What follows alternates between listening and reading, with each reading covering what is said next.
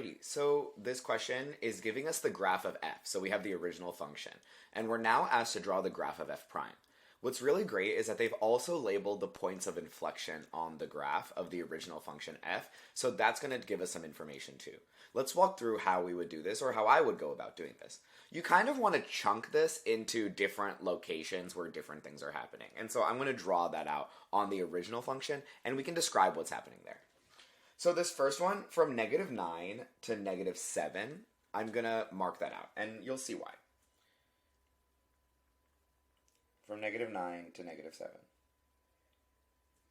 Here I see that my function is increasing, right? It's going up, and also that tells me that I have a positive slope. If I have a positive slope, that means my derivative from -9 to 7 is going to have to be positive.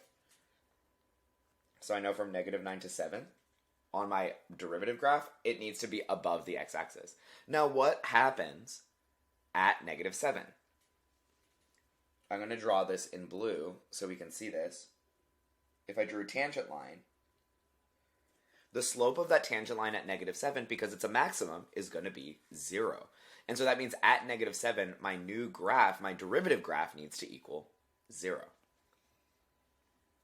So I can see that the derivative will be positive, but it'll go lower and lower and lower until it hits 0. So I can draw something like, I'll draw it in yellow.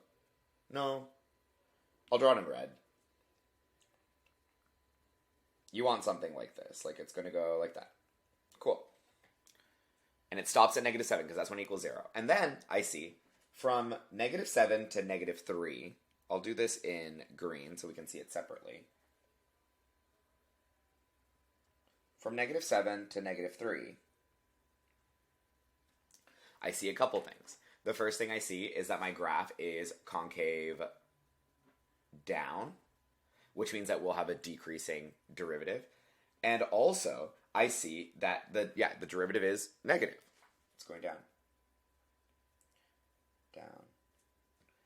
Until it hits this thing right here, which we've labeled, or the question tells us that this is a point of inflection. Inflection point. And these happen when the second derivative equals 0. So what that means is that's when our first derivative has a minimum or a maximum. In this case, it's going to be a minimum because we're going from concave down to concave up. And so we want to draw this. So we have a negative slope until we reach -3, where it should flatten out. So I'm going to draw this part in green.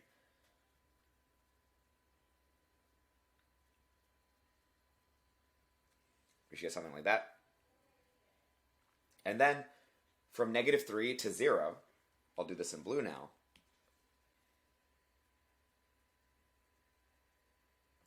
I see that our function is concave up, which means that we're going to be increasing, and we'll reach a point of inflection when we get to 0. So in blue on our function, I'm going to draw this, and then increasing when it gets to 0. Oh, sorry, I should rephrase this. There's one more thing I missed. We should look from -3. Let me draw this. We should look from -3 to -1. Because if we look there, we see that the derivative is negative, and then it becomes positive again. Which means at -1, I see that the derivative will be 0. Which means we need to come up here. And then, I'll do this in red now. I'm going to keep alternating colors. Then from -1 to 0, we have a positive derivative, but an inflection point, which means it's going to increase and then it's going to flatten out. Our derivative graph will. So it'll look something like this. Then from 0 to 2, or sorry, from 0 to 3, I'll do this in green. From 0 to 3,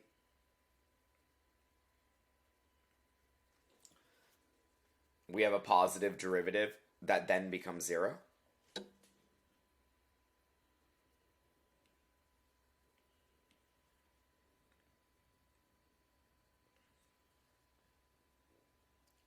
And then from 3 to 5, we have a negative derivative.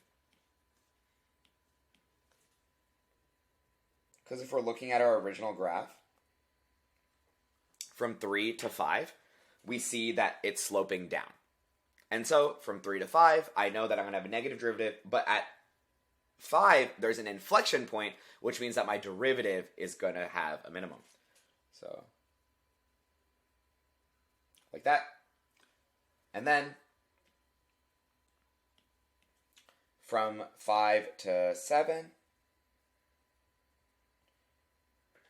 I get a negative derivative that then becomes 0. 5 to 7, and let me add that blue part back. There we go. And then from 7 to 9, we're going to close out here. From 7 to 9, the derivative is now increasing, or sorry, the derivative is positive. We see that it's sloping up, and so that means our derivative graph should be positive from 7 to 9.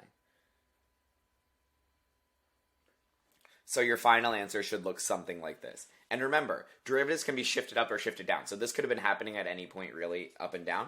But the zeros need to be the same, and the areas that are flat need to be the same. Why, again? And I'm going to name this. And I'm going to mark this in black so we can just see it as different from everything else. Here, this is where we have a max.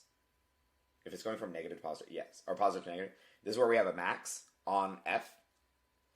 This is where we have a min on F.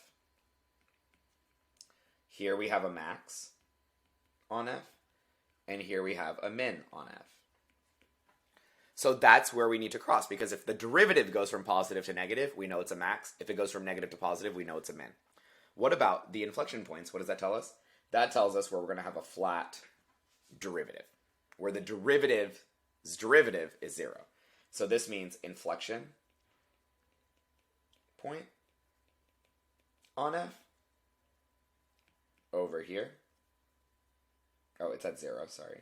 Over there. I'm going to write point of inflection on F, and over here. Point of inflection on F. This is a little tricky, okay? And I'm not saying it's not, but I do believe that we can do it. It just takes practice, it just takes time, and it takes review.